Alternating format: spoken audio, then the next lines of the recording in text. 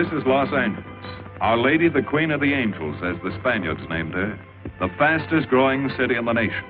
It's been called a bunch of suburbs in search of a city, and it's been called the glamour capital of the world.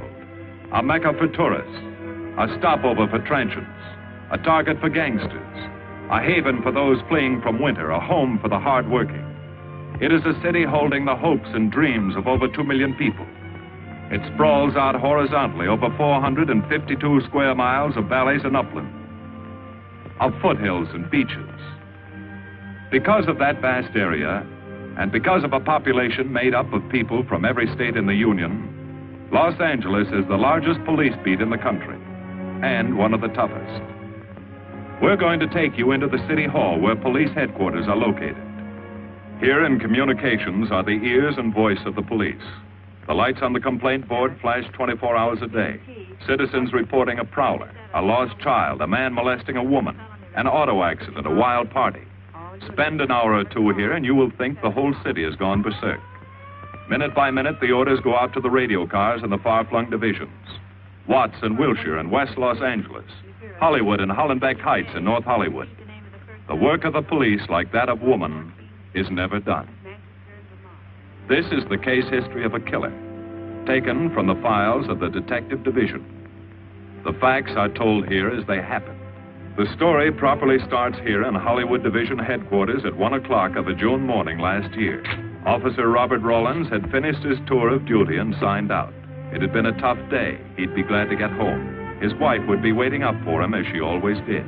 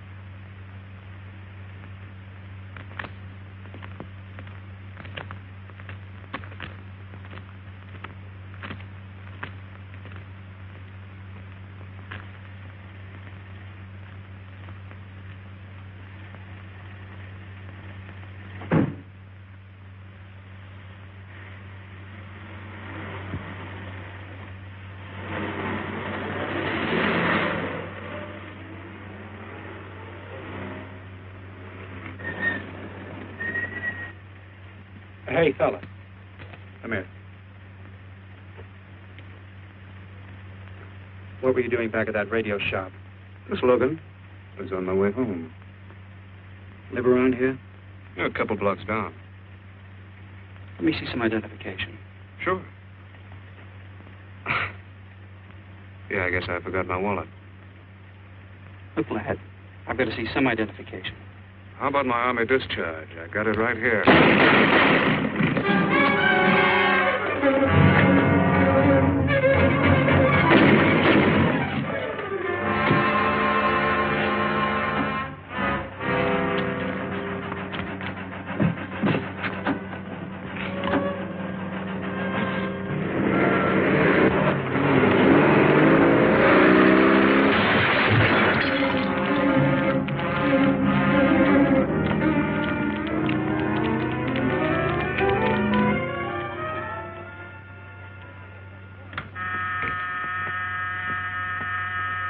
Police Department, Operator 27. I want to report the shooting of a policeman. Hold on, please. Give me that again, please. I'm calling to report the shooting of a policeman. What's the address? 5057 State Street, just west of Santa Monica. Just a minute. Receiving hospital. Operator 2. Operator 27, 5057 State Street, 5057 State Street. An officer has been shot. Send an ambulance. All units in the vicinity of State Street and Santa Monica Boulevard. Proceed at once to 5057 State Street, 5057 State Street. An officer shot. Code 3.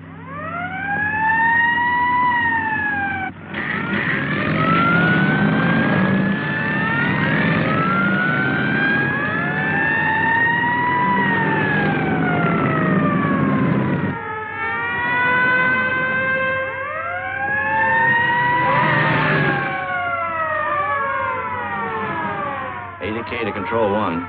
Control 1 to 80K. Go ahead. This is Breen. Instruct homicide to throw out a dragnet and pick up all suspicious characters in the area of the shooting. Also notify Sergeants Marty Brennan and Chuck Jones to report to me at the scene of the crime. Control 1 to 80K. Roger.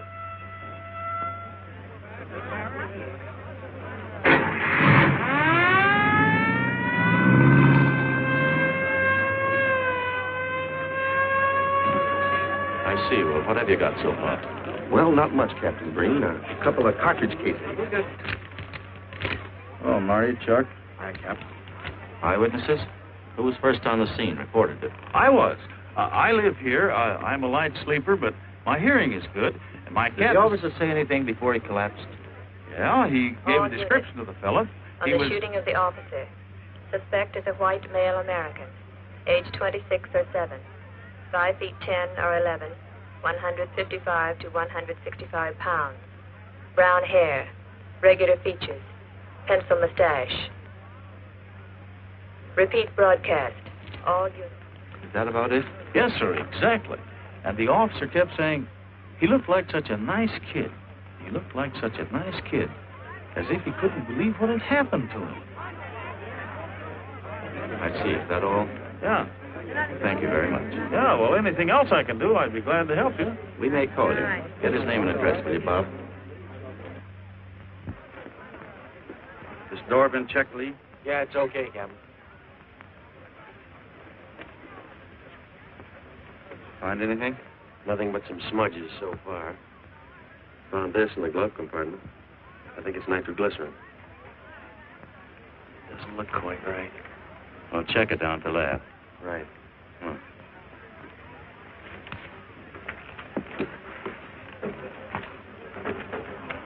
Open this up, Joe. No key, Captain. I'll try it open. Give me that bar, Frank.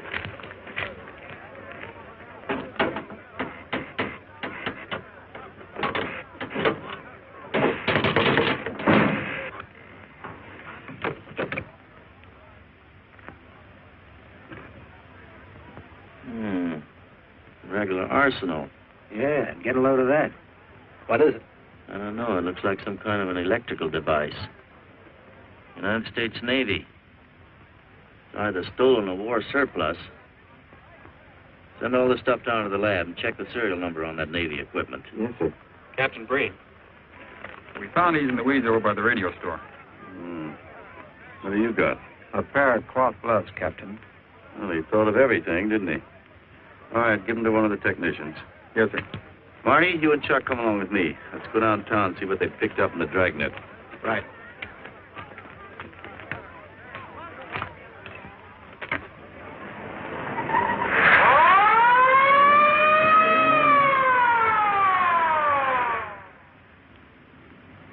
You know him, Marty? Yeah. I know his wife, too. Ever since high school. Captain, I wish you'd let Chuck and me handle this case. All right. I don't want any dead heroes. I just want the man who shot Rawlins. The suspects began to arrive at headquarters in droves. The police tossed every motel and hotel and many private homes in a 4-square-mile area around the scene of the shooting. Every available radio car and patrolman and detective was out on the dragnet. The strings were being drawn tighter and tighter. Many a man returning from a date or a late party or a poker game surprisingly found himself in a squad car, its siren screaming as it brought him to the detective bureau. The dragnet gathered in some strange fish, and many ordinary ones. All the rest of that night, the detectives probed, needled, questioned, quizzed. Everything was checked. Fingerprints, names, addresses, stories. Every fish in the net was examined. Most of them thrown back into the sea, not worth keeping. Except a few parole violators and slightly shady characters whose stories needed a lot of verifying. I wasn't prowling no cars. Just taking a walk, you know, getting in condition. You were running when the radio car picked you up. Yeah? Maybe that's why the guys call me Punchy. He's got a point there. 2 felony convictions, no warrant, no warrant. He's on parole. Book him, violation of parole. Let's have the next one, Joe. What were you doing in that vacant lot? The vacant lot. Lot? What were you doing in it at that time of night? Niệm của mình cũng cho lo ngồi ngồi siêu nổi là ngồi ấy 30 cái nền miêu lúc lại của ngồi sinh thành nhé ngồi thành ca giờ tôi lừa đảo sang gì. You say your name is Ralph Henderson. So what? Well, you know, it's a funny thing, Ralph. There's a guy around this town that's been wearing your fingerprints. Only his name is Pete Hannon. Okay. So I'm dead. So what's one more confession in my life? Now you're talking, Hammond. Okay, Andy. Oh, Larry. What have we got here? Oh, some robbery suspects. Candidates for San Quentin. Handsome here is the big shot. He runs the outfit. Have a gander at his record. Car theft, escape from reform school, robbery, assault with a deadly weapon. Not bad. Look at the heater we found on him. German Luger, fully loaded. Redhead here tried to carve up one of the arresting officers with this pretty toy. Nice boys. By dawn, many minor wrongdoings had been uncovered, and a few incipient felonies. The checking of the suspects had been thorough, painstaking, and tedious. But all the work was for nothing. The man who had shot Officer Rollins was not among them. He remained no more than a description, a shadow of a man, mysterious, elusive, deadly, hidden away somewhere in the vast city. As for Rollins himself, he couldn't help. He was in a coma at receiving hospital. Mrs. Rollins waited out the long, tense hours while her husband fought to live. Many another officer's wife had so waited. Many another will. The word came shortly after sunup.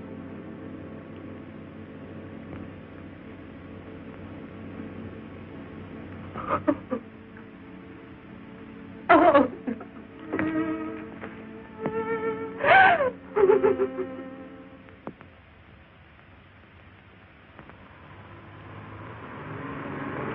Day. A white male American, 26 or 7, 5 feet 10 or 11, 155 to 165 pounds, brown hair, regular features, pencil mustache. This was no frightened fugitive. What went on in his mind? Why had he set his hand against his fellow men, taken the life of another, of a stranger, of a man who was merely doing his duty? He must have some plan, some goal that called for sudden death to anyone who got in his way.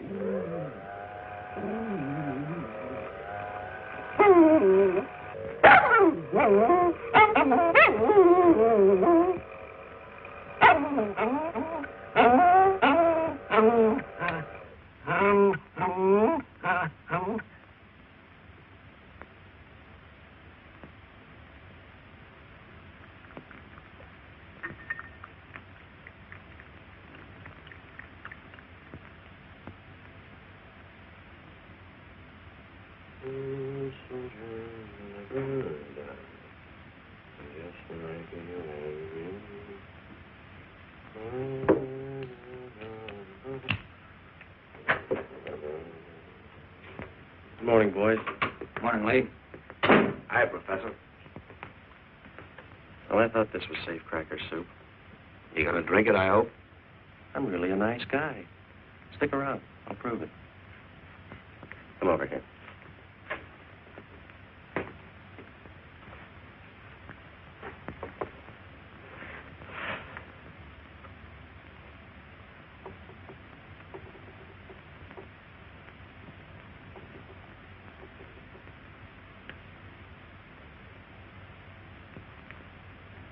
Hold this for me, will you, Chuck?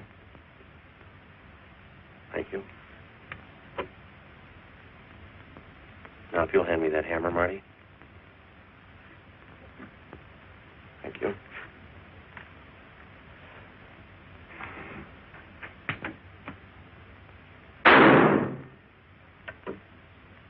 Yeah. Nitroglycerin. I didn't ask for a collection of fingers, just fingerprints. All those nice fingerprints on the car belong to the man it was stolen from, Cap. Nothing on the guns or picklocks? Not even an interesting smudge. The gloves? Common type, worn by undertakers. I'll check on them. They won't show anything. What did your scientific test show? A couple of little things. Tool identification on these picklocks. I got one under the scope. You want to take a look? Yeah.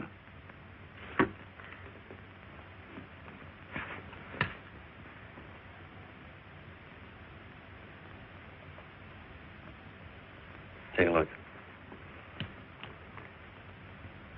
I see. Well, it seems to tie the tool up with the lock. If that microscope could only tell us who did it. I'm working on that. No, only an amateur would carry that liquid dynamite in a car. This boy's no amateur. Took the precaution of desensitizing it so it'll take normal shock. Took a lot of other precautions, too. No fingerprints, no identification, nothing definite. Except he's scientific. Knows electricity. Is inventive. Yeah. And happy on the trigger. This is Captain Breen. Get me Captain Stevens a burglary, will you? I hate to disappoint you, Lee, but I think you've come up with something. Hello, Steve? How are you? Did your daughter's marriage come off all right? Good. Look, Steve, on those burglaries of electrical equipment lately, were there any where picklocks were used to gain entry? Good. Well, let me know if there's another report of one, will you? I've got an idea the Rawlins killer may be tied in with those. Fine. And give my regards to the newlyweds, too. So long, Steve. Well, what are you waiting for? You've got a job, haven't you? Get going. Yeah, let's go, Junior. Hold this for me, will you, Lee? Thanks. And so, with no fingerprints and only a vague description to go by, Sergeant Brennan turned to the modus operandi file. A criminal, like any human being, has his own habit patterns, unconscious traits that can lead to his downfall.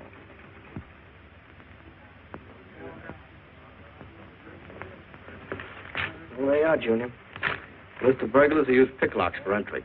Oh, great. This narrows it down to just a couple of hundred suspects in this area. Give me a match, will you? That may not be so bad. This guy's improved on the system. Maybe he's left his trademark on some other job. Well, here we go, legging it all over town, asking a million questions. What you paid for, isn't it? Am I paid to associate with you, too, Junior? You could do worse. Not this year. Come on.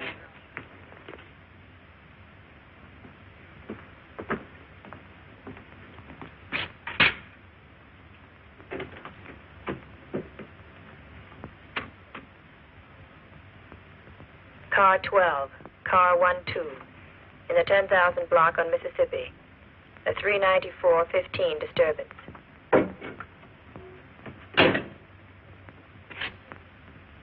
Car 80K, code 1.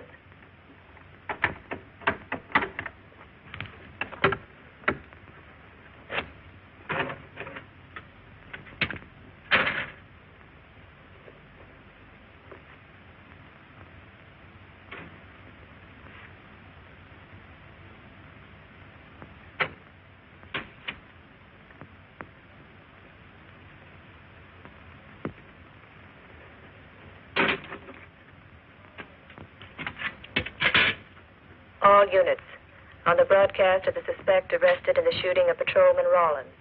Cancel the cancellation. Suspect released from custody.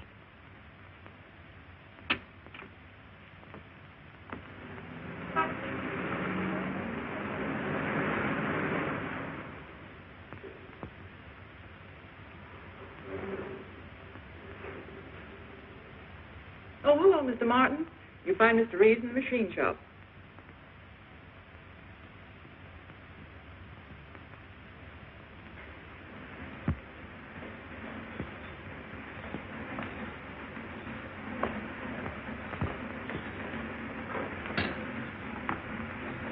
Hello, Roy. Glad to see you.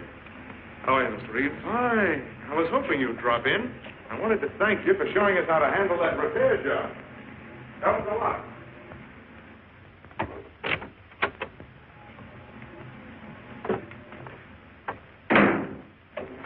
Well, what have we got this time?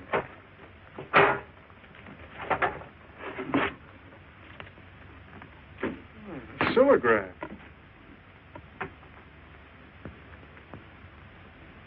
Well, there are plenty of these around, Roy.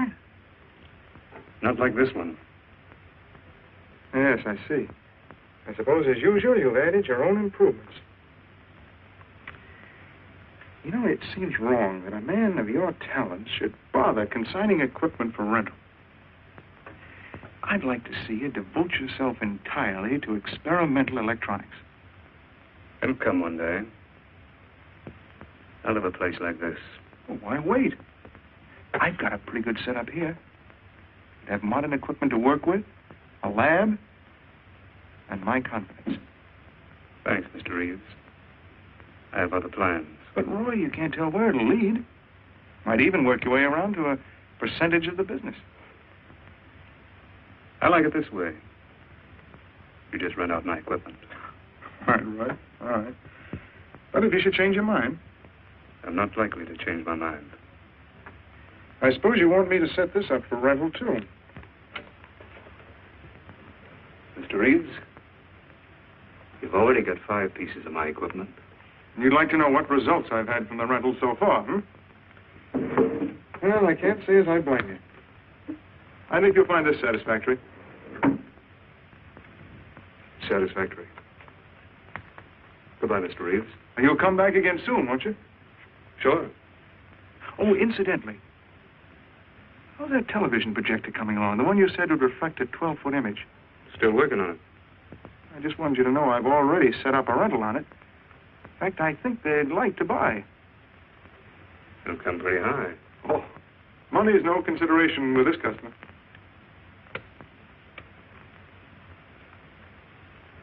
Tell him he can pick it up tomorrow. I thought you said it wasn't finished yet. It'll be finished.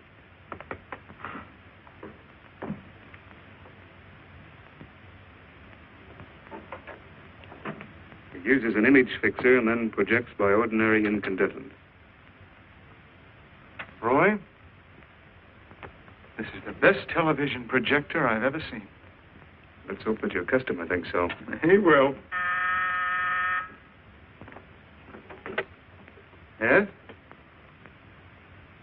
Send him right in, Charlotte.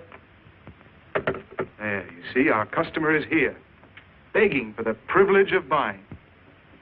Better be running along. I'm not much good at business. Oh, but Roy, he'll want to congratulate you. Just see that the price is right. All right, Roy. I'll get you a good deal. So long. See you.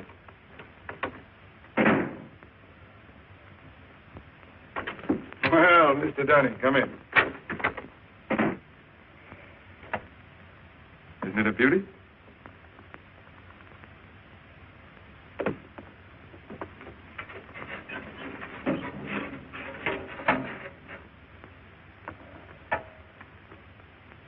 It's a beauty, all right. You like it? I certainly do like it. You see, it's mine. What do you mean? Let me have the police. I built it.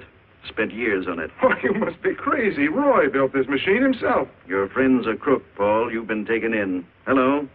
Give me the burglary detail. Dear Jim, regarding your inquiry on a .38 caliber Smith & Wesson revolver, come in, boys.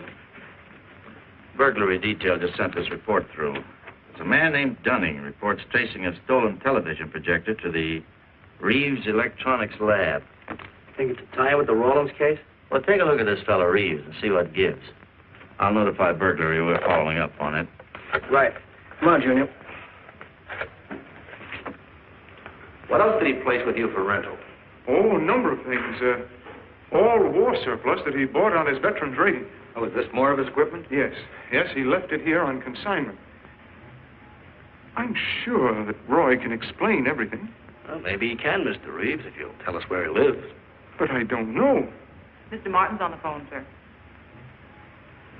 I'd better talk to him. I think so, Mr. Reeves. I'll take it in the superintendent's office.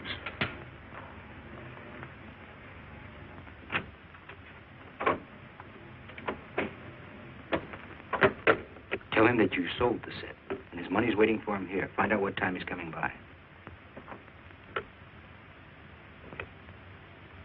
Put Mr. Martin on. Hello, Roy? Yes, I've sold it. Your money is waiting here for you.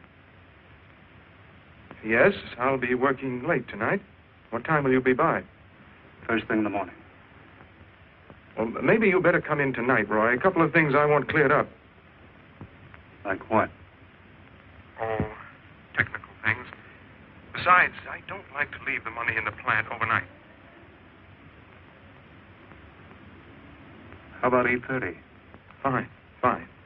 I'll see you then. I'll leave the front door unlocked.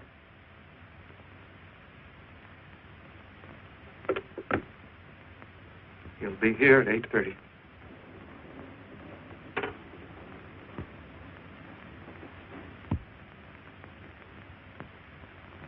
Well, I'll just run along home and get some dinner. We'd like you to stay too, Mr. Reeves.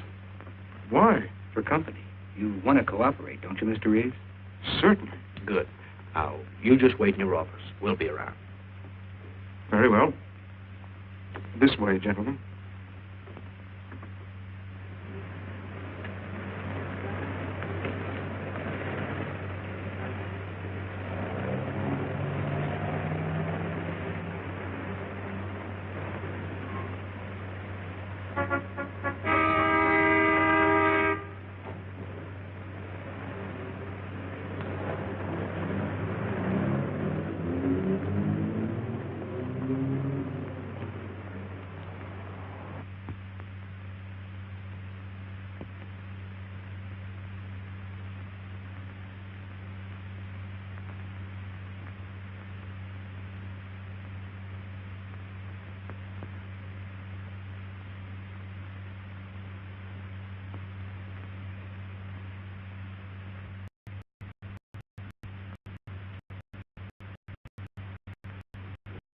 Lock the door.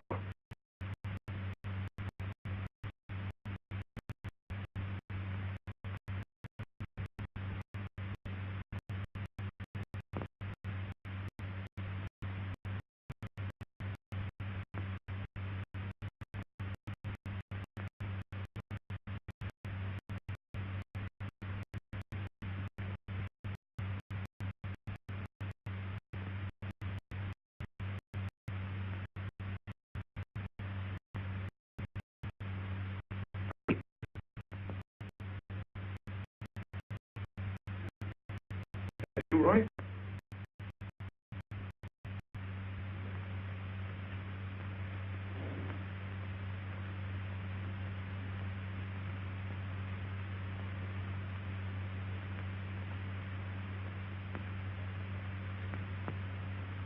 Where are you, Roy?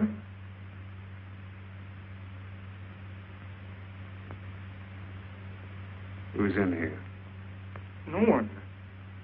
I'm alone.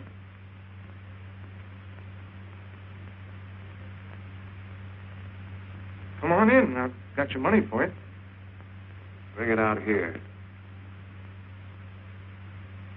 All right. Just a minute.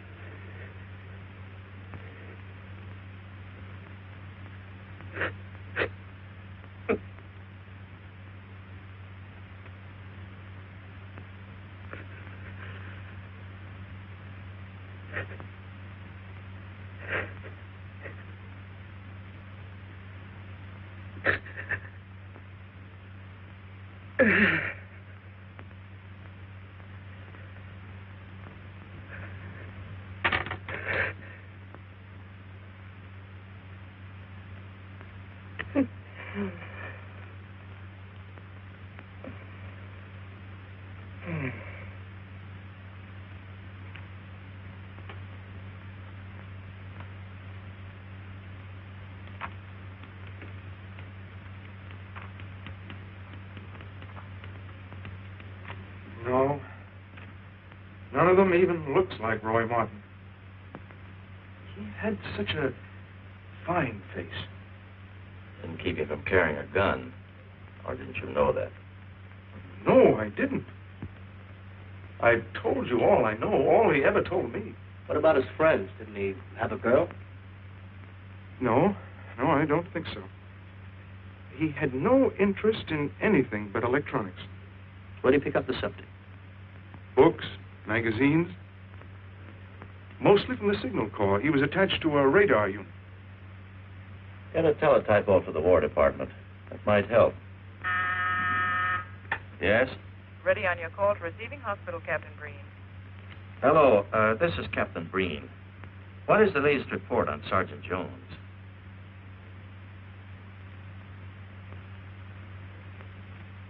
I see. Well, let me know if there's any change, will you? Thanks. Chuck's in pretty bad shape, Marty. He's paralyzed. May never walk again.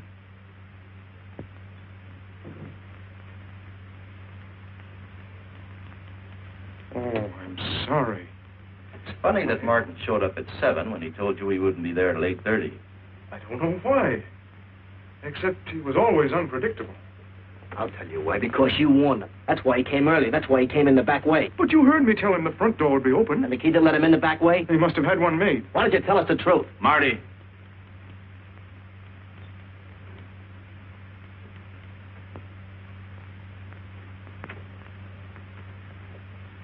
Now, look, Paul. You can make it a lot easier for us to believe your story if you'll just give us some facts.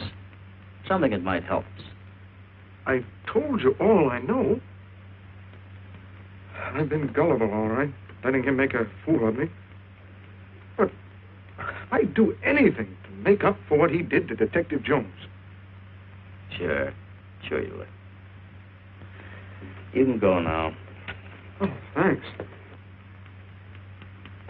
Thanks.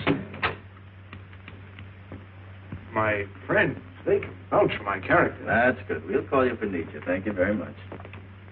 I think he's telling the truth, Marty. I think he's just gullible, like he said. What about the stolen stuff he was trying to peddle for Martin? We'll use it for bait. Maybe Martin will come back for it. Then we can ask him. Here.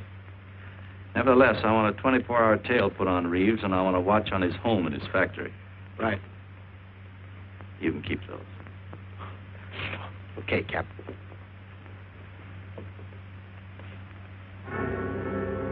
And now the killer changed his tactics, his modus operandi. It would baffle the police.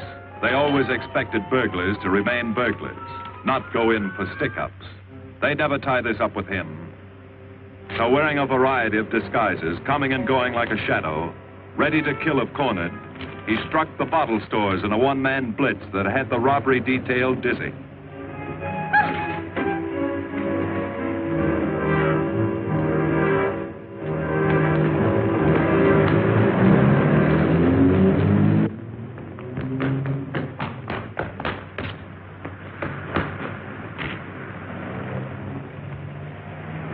The killer, always resourceful, always thinking along lines that would baffle his hunters, had discovered an ideal avenue of escape. Under Los Angeles is a vast and intricate system of huge storm drains built to siphon off the flash floods of the rainy season. Many of the tunnels are large enough for 2 cars to drive abreast. Here were 700 miles of hidden highways. Ideal for the use of someone who needed to hurry from place to place without being seen. Ideal as a hiding place for guns and supplies in case of emergency. What is it, Lee? Well, the reason I asked you to come over is I think I've hit on something. An identification? No, not quite, but a tie-up.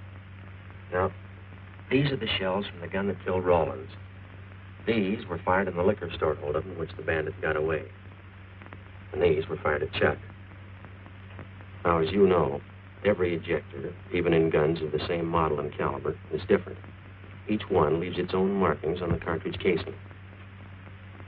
Now, look at these fine striations. This deep gouge. The same on all three. In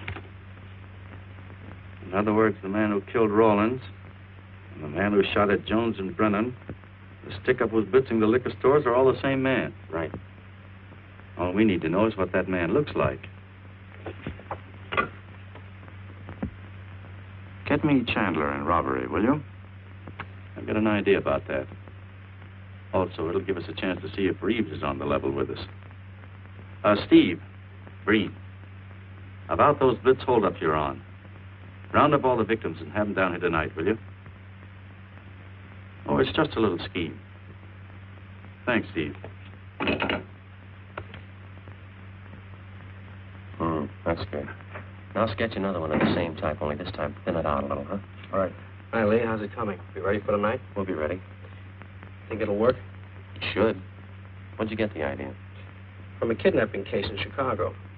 I thought these slides might be an improvement over the method they used. Could be. Captain thinks so.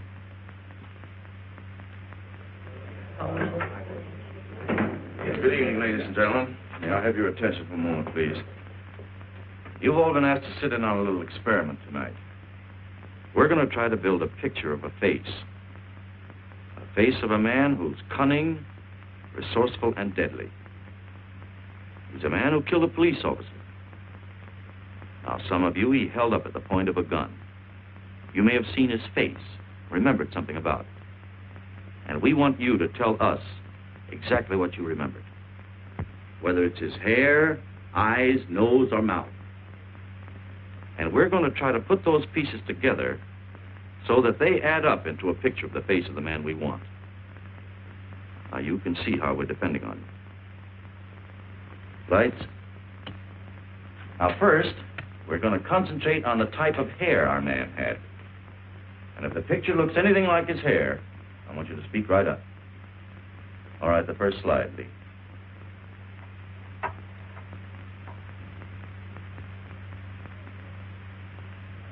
His hair had waves in it, well-groomed.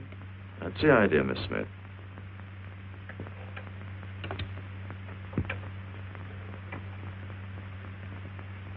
Is that any closer? No, it was parted on the side.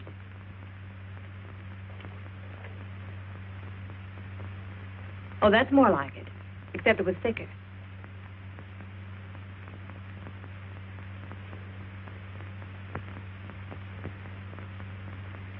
Oh, that's very close. Yes, that's the way his forehead looked. It was broad and high. All right, hold that slide. On the next series of slides, we'll take into account his eyes.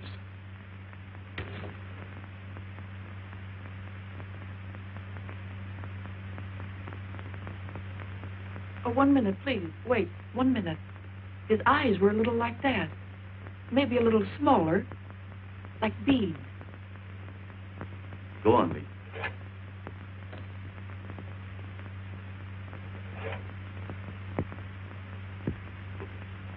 Now you've got it. Now hold that slide, Lee.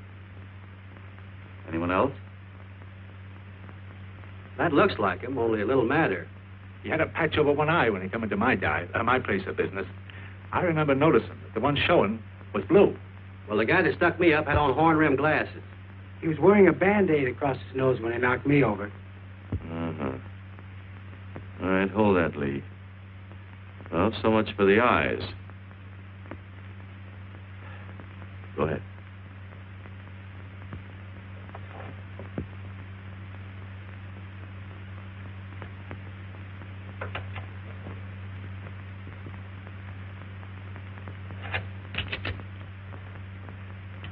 Señor Capitán. Yes, Miss Montalvo? Ay, ¿cómo se dice en inglés? A sus órdenes, señorita. Ah, qué bien. En este bandido, la nariz fue chata, como aquella, pero un poco más chata y más ancha. Like that, Captain, but more snub, wider. Try another one, Lee. Como aquella, casi la misma. She says that's about it. Thank you very much, Miss Montalvo. Get Reeves. Any more comments? That's pretty close, all right. Pretty close. Perfect. All right, now we'll start on the mouth and chin. The next series, Lee. I think his lower lip stuck out more. The mouth was thin and mean, like it never laughed. Go ahead. Something like that, but thicker lips. There. That's it. That's him. All right, now hold that right there, Lee. Oh, come in, Mr. Reeves. Good evening, Captain. Did you ever see that face before? Why, it's Roy. Except for the hair being a little lighter and the eyebrows heavier. It's Roy. You're sure? I'm positive I'd know him anywhere. Lee, I want to retouch the photograph. Now lighten the hair and give more body to the eyebrows. Right. Lights. That's all. Thank you very much. You've been a great help. It's positively amazing how you found out what he looked like. Well, we're looking for an amazing criminal, Mrs. Johnson. Thank you and good night. Good night, Captain. And so the face of the unknown killer, built up from fragments of evidence, was sent out all over the country. To chiefs of police, to sheriffs, to county constables and county jailers, to the wardens of prisons, to all postmasters and postal inspectors, to the agents of the Treasury Department, to the FBI. They showed that picture to the inmates of jails and prisons, to men with a wide acquaintance among the cat burglars and the violence boys. Informers and con men and sharpshooters were quizzed, those on the fringe of crime and those deep in the rackets. Many wanted to help. Nobody could. No one in the underworld recognized that mysterious face. He was as unknown as if he had lived in the 16th century.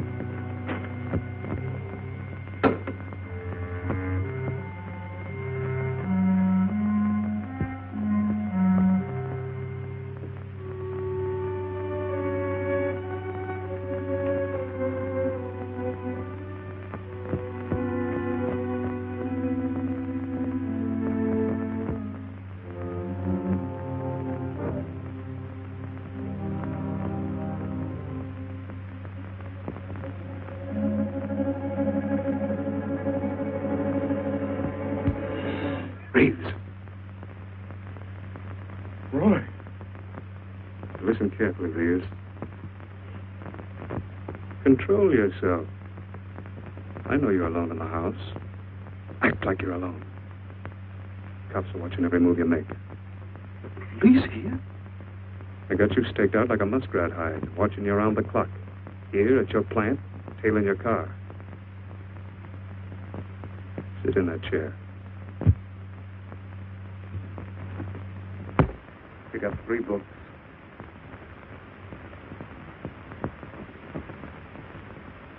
Don't look up and don't answer me. All right. So glance at the book.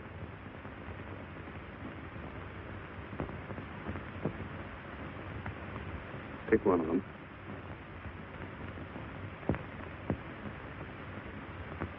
Okay. Now, that's the book you want to read before you go to bed. Now, get up and turn off the lamp.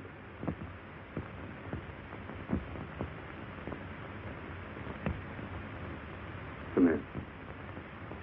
Come here.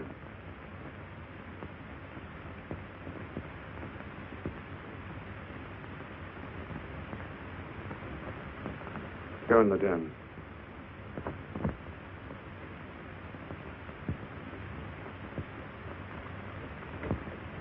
Pull those drapes back.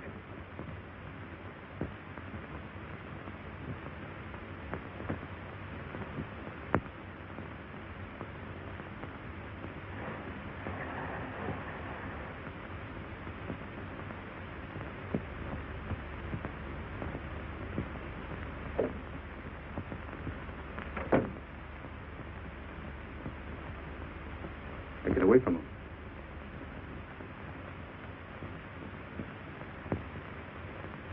What do the cops know about me?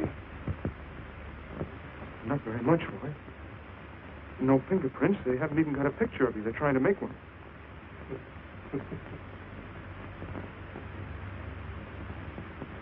How much cash you got in the house? None. I never keep any cash in the house. It isn't good business. I suppose you think it was good business letting me walk into that trap. No, I know. Don't do anything you'll regret. Now listen to me. It isn't too late. Give yourself up. Come to your senses before you kill someone else.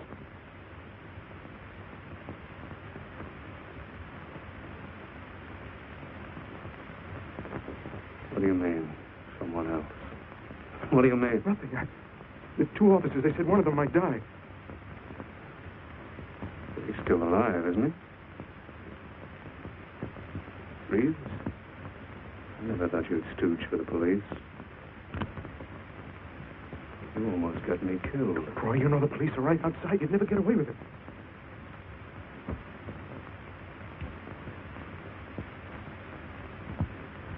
That's right.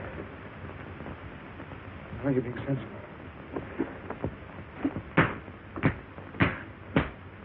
I know there's money here. Where is it? Don't worry. I'll get it.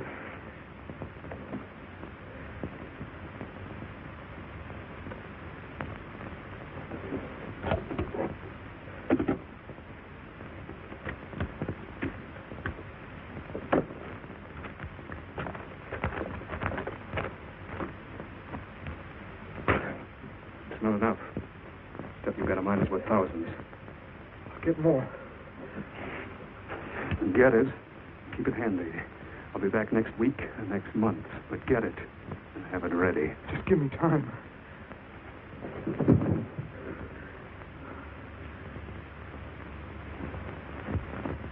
Oh!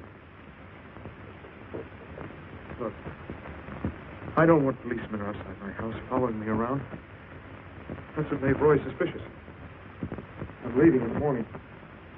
I'm afraid I'll have to disappoint you, Paul. Unfortunately, you're our bait. I won't do it. I've done enough. Look, no one's done enough until we find this killer. I asked you to keep a sharp lookout on this house, Marty. I did. Two of the best undercover men in the department were assigned here. That didn't keep Martin from getting in. What's the matter? You tired?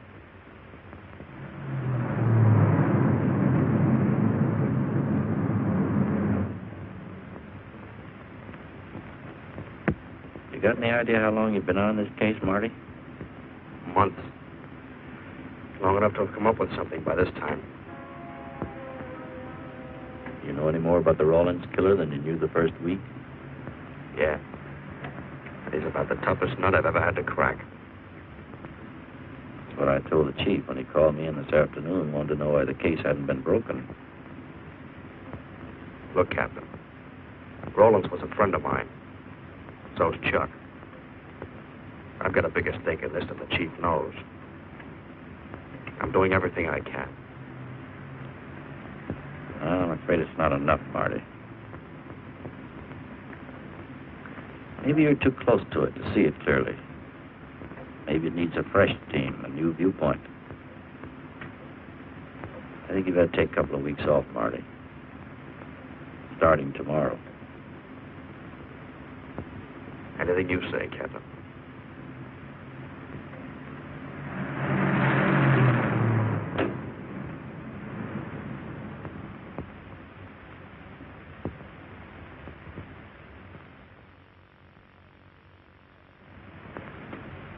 Hiya, Marty. Hi, Chuck. Meet Miss Scanlon, my new bodyguard.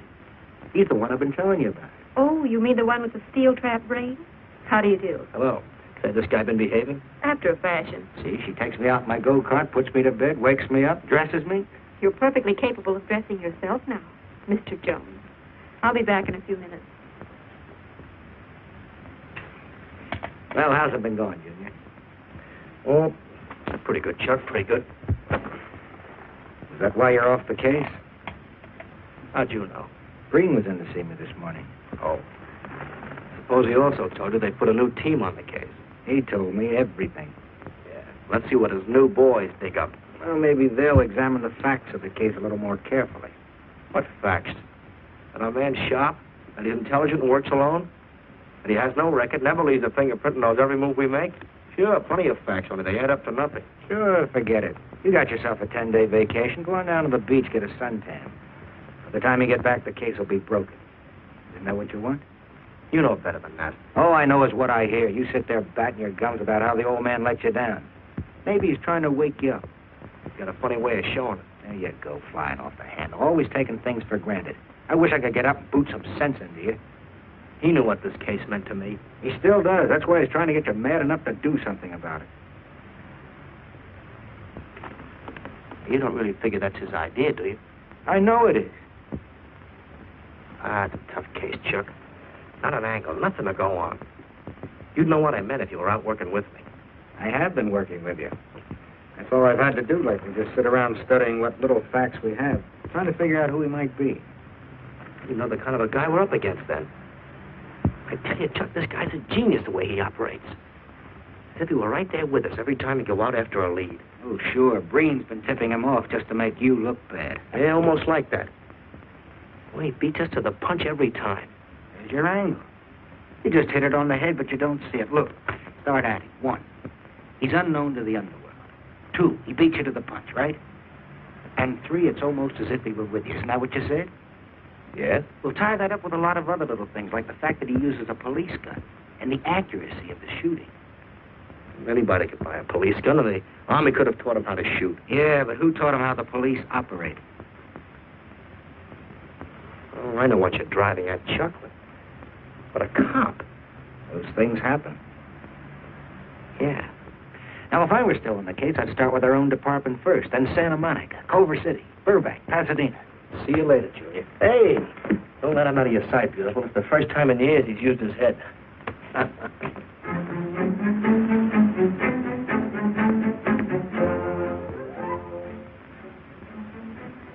But you get a print of every mug we take. We always send L.A. a copy, Sergeant. It's personnel photos I want. You mean of our boys? That's Roland's killer, isn't it? That's right. You checked your own department. We did that first.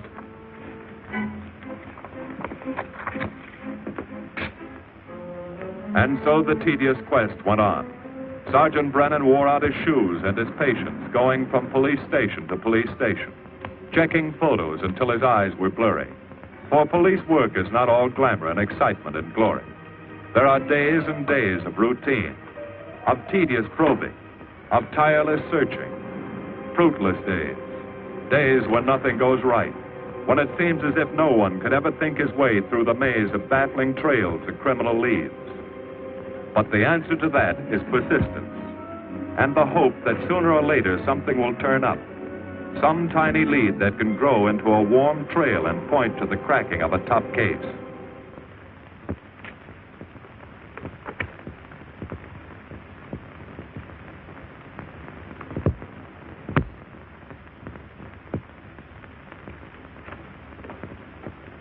Well, that does it, boys. Can't say I'm sorry you didn't find him in here. I'd hate to think it was a cop. Doesn't seem to be anybody. Just a lot of pieces of a face that never existed. Do you mind if I see that again? Sure, frame it. Put it on your dresser. Wait a minute. He wasn't a cop. He was a radio technician right here in our dispatch office. What did you say? I'm saying he worked here in 42. Well, come on, give. I remember the kid well. He was sort of strange, never bothered with anyone in the department, just kept to himself. But he was in line for promotion when he was drafted. Where was he living at the time? I don't remember. Try the dead files. He never asked for his job back after the war. I remember writing to him about it, though. He was an excellent worker. Oh, yeah, here we are. Yeah, this is it. Took a while before he answered, but like he says in the letter, he wasn't interested.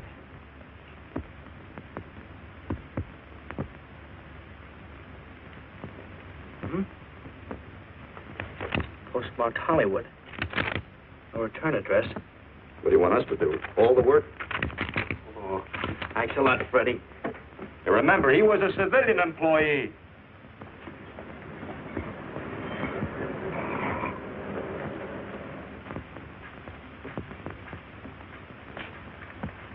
Well, how about it? Anybody recognize him? Not on my route. I never saw him before. Okay, fellas, thanks very much. I thought for a minute... He had that face. I wondered. Yeah? Well, this may not mean anything, but he looks like a guy that's on my route. He never gets any mail, but I see him around there all the time. He lives in one of the courts. Where? Come on, I'll show you. It's not that easy. What time does your route take you past those courts?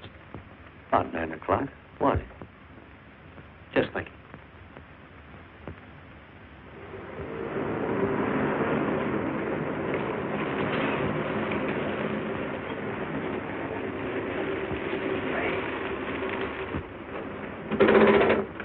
You got any chocolate milk? Sure have, buddy. Yeah. Thanks. What's your partner? Straight on back. Second in the yell. Number 7. Right. Kind of warm today, huh? Oh, it's not too bad for this time of the year.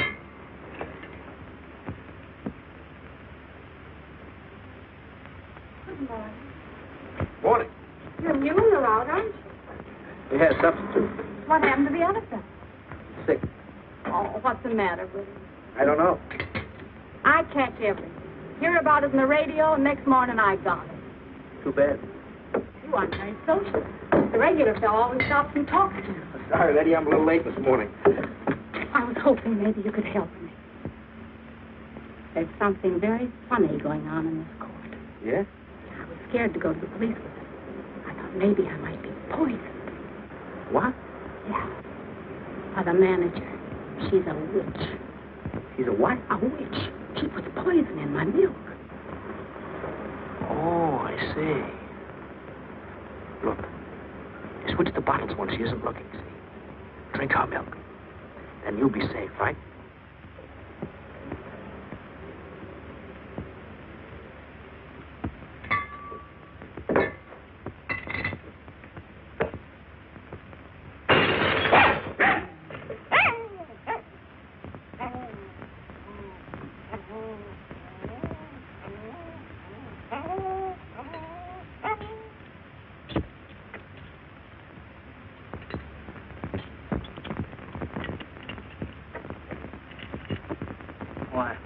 Had a little accident.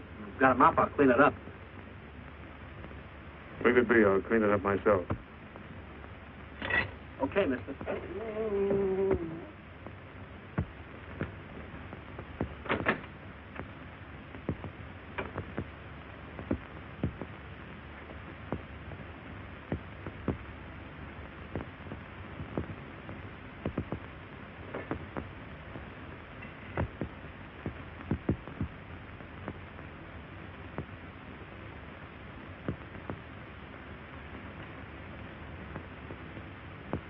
place is called Bellevue Court.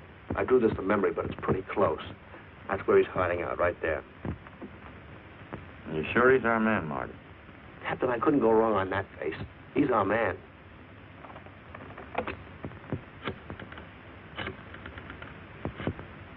Now, there are 5 cottages in this area, and 2, number 6 and 7, in the L at the end of the row. Our man lives in number 7. This building department plan will show you the whole layout. It's bounded on 3 sides by Fuller, Santa Monica, and Poinsettia. Now, the court is partly surrounded by a high wall. Breen, homicide. Good, you keep your eyes open until we get there. Morgan has just gone into his bungalow alone. Any questions? All right, you all have your instructions. Let's go.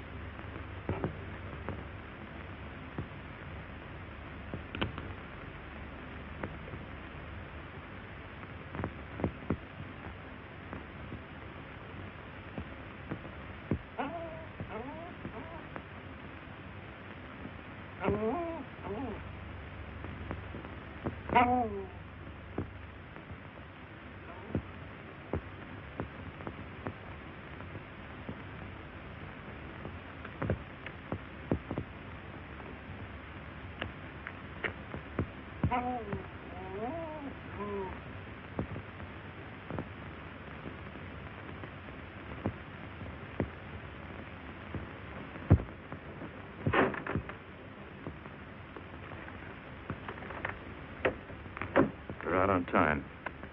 Wait 5 minutes. Go around and block the side entrance. Keep your lights off.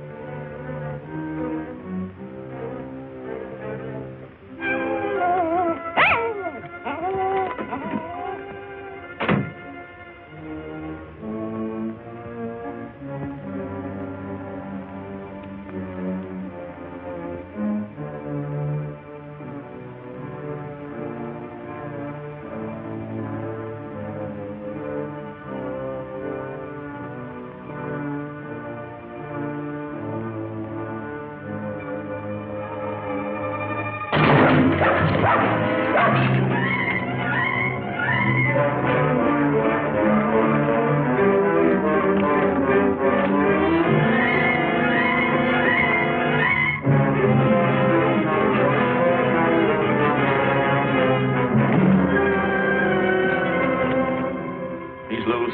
I want a radio car in a hurry.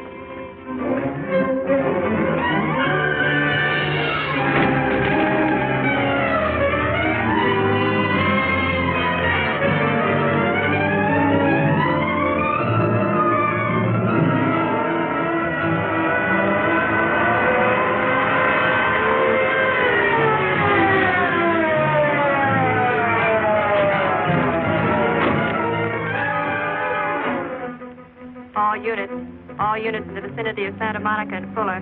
The murder suspect in the Rollins killing is at large.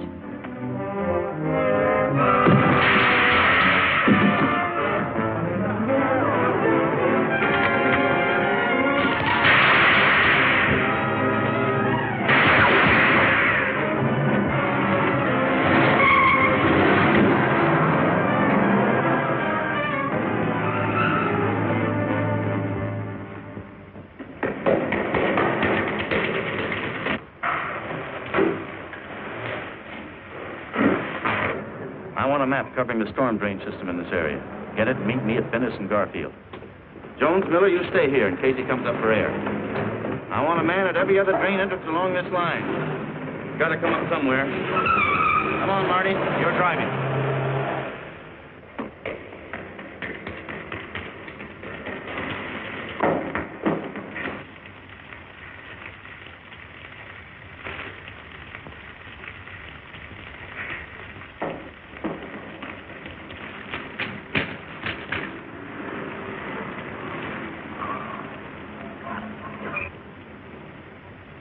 Keep this drain covered. It's liable to pop out anywhere.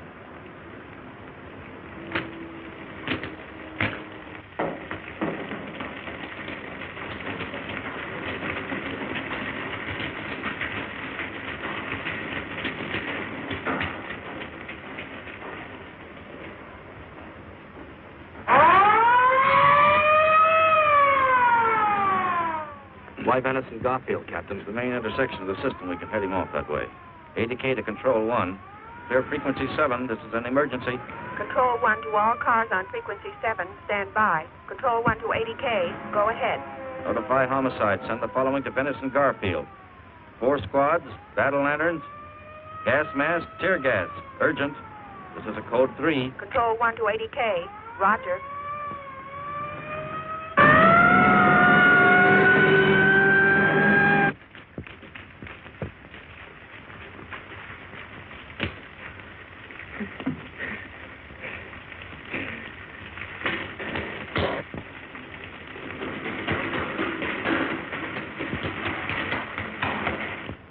Probably head down this main drain to where it comes out at the Rio Hondo. Now, you take your squad and cover that exit. Right. Keep all spare radio cars cruising back and forth along this main street. Watch the curb inlet. We'll go in here.